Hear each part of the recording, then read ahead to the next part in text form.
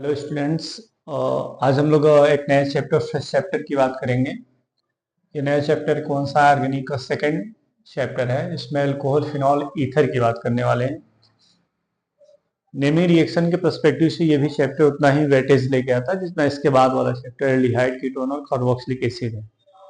तो कुल मिला जुला के जो इस वीडियो के सेक्शन में चीज़ें पढ़ने वाली हैं वो चीज़ें सिंपली है कि हम इसका बेसिक चीज़ें जानते हैं कि एक्चुअल में अल्कोहल फिनॉल ईथर में थोड़े बहुत क्या डिफरेंसेस हैं, कैसे इसके बनते हैं, इसका क्लासिफिकेशन किस बेसिस पे किया गया है, ये लेक्चर हमें अटेंड करने वाले हैं।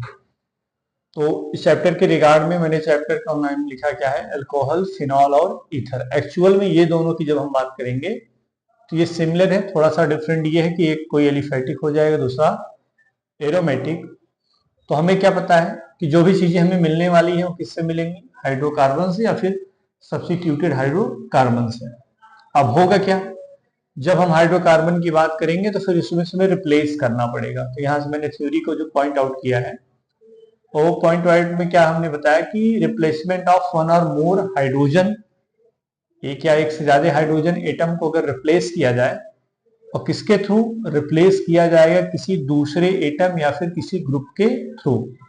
तो ओवरऑल कंक्लूजन इस लाइन से क्या निकल के आता है कि कोई हमारे पास हाइड्रोकार्बन होगा, उस हाइड्रोकार्बन से एक या एक से ज्यादा हाइड्रोजन हम रिप्लेस करके दूसरा कोई ग्रुप या एटम जोड़ देते हैं, तो उससे जो हमें प्रोडक्ट ऑब्टेन होता है उसको हम सब्स्टिट्यूटेड हाइड्रोकार्बन प्रोडक्ट कहते हैं।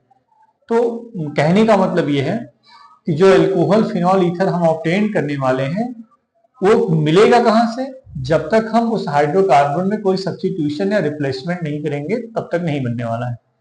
तो उससे बनता है क्या, एक नया कंपाउंड। उस नया कंपाउंड को हम सब्स्टिट्यूटेड कंपाउंड कह सकते हैं। अब ऑर्गेनिक है तो सब्स्टिट्यूटेड ऑर्गेनिक कंपाउंड कह सकते हैं।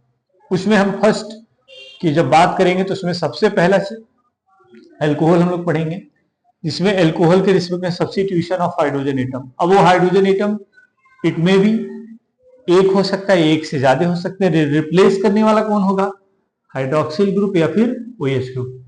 तो उससे जो हमें ऑब्टेन होता है उसको हम बोलेंगे क्या, अल्कोहल।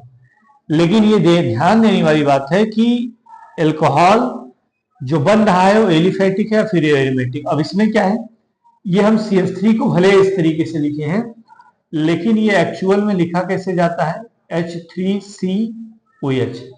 इसका मतलब कार्बन से डायरेक्टली जुड़ा हुआ कौन है, OH। और ये ओपन चेन का कंपाउंड है, इस वजह से इसको हम क्या कह सकते हैं, एलिफेटिक अल्कोहल। अगर बेंजीन की रिंग से डायरेक्टली कार्बन से जुड़ा हुआ OH ग्रुप हो उसको हम एरोमेटिक अल्कोहल कहते हैं, या इसी को हम क्या कहते हैं, फिनॉल कहते हैं। ठीक।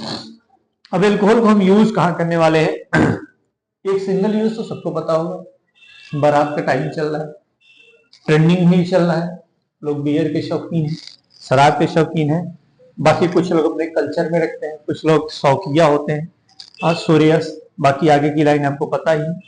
तो अलग चीज है, अल्कोहल का यूज कहाँ करते हैं, एज ए ड्रिंकिंग पर्पस। दूसरा होता है हम एक पर्पस से और यूज करते हैं, जैसे हमारे मुंह स्टॉप जो मेडिसिन की जो टॉनिक वगैरह होते हैं, सिरप वगैरह होते हैं, खासकर कफिंग सिरप, उसमें थोड़ा सा अल्कोहलिक यूज होता है। इसके अलावा शुगर, हम जो शुगर यूज करते हैं उस शुगर में पॉलीहाइड्रोक्सी अल्कोहल का एग्जाम्पल है। कुछ अच्छे खासे फोटोग्राफ्स यूज जो हम करते हैं उसको हम अच्छे बनाने के लिए, उसकी हम जो कहते हैं कि वॉशिंग कराने के लिए, फैब्रिक्स कपड़े वगैरह बनाने के लिए उस कर सकते हो इसको, और फैब्रिक इंडस्ट्री में यूज करते हैं। ऐसे किसी लकड़ी की फर्नीचर की जो थिंग्स होती हैं उसको पॉलिश करने में, तो वहां पे हम यूज कर सकते हैं।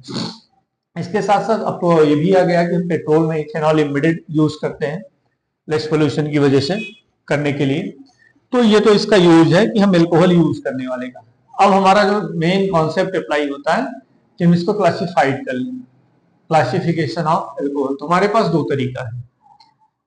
पहला जो बेसिस है वो किसके बेसिस पे है, नंबर ऑफ OH ग्रुप, कितने OH ग्रुप हैं। अब यहां से हमें ये पता चल रहा है कि मोनो, मोनो मीन्स टर्म सी है, एक, हाइड्रिक मतलब OH। तो ऐसा अल्कोहल जिसमें एक OH ग्रुप हो, एक सिंगल OH हो, उसको हम मोनोहाइड्रिक। मेथेनॉल हमने लिख दिया, एथेनॉल लिख दिया। ठीक। फिर डाई, डाई का मतलब टू, जिसमें दो OH ग्रुप हो, इसमें हमने इथिलीन ग्लाइकॉल को लिख दिया। उसके बाद तीसरा ट्राई हाइड्रोक्सी अल्कोहल, ये सिंपल सा एग्जांपल ग्लिसरॉल का है, जिसमें 3 OH ग्रुप है। अब 3 से ज्यादा होंगे तो हम उसको क्या कह सकते हैं, पॉलीहाइड्रिक अल्कोहल। जैसे ग्लूकोज की जब बात करते हैं C6 एस्ट्रल बनाते हैं, जिसमें आप OH के स्ट्रक्चर को chapter number I think 5th होगा, और उसमें बायोमॉलिक्यूल्स जब हम पढ़ते हैं तो वहां पे हमें प्रॉपरली समझ में आता है कि इसके स्ट्रक्चर में हमें 3 से ज्यादा OH ग्रुप दिखने वाले हैं, जिसकी वजह से उसको हम पॉलीहाइड्रिक अल्कोहल कहते हैं। ये किसके बेसिस पे है, ये बेसिस है किसके बेसिस पे, ये है अल्कोहल के बेसिस पे कि नंबर ऑफ OH ग्रुप के बेसिस पे। दूसरा हो जाता है हाइब्रिडाइजेशन के रिस्पेक्ट पे। एक हाइब्रिडाइजेशन sp3 है, दूसरा क्या sp2। sp3 के बेसिस पे एल्किल अल्कोहल, एलेलिक अल्कोहल और बेंजेनिक अल्कोहल, ये 3 तरीके के हैं।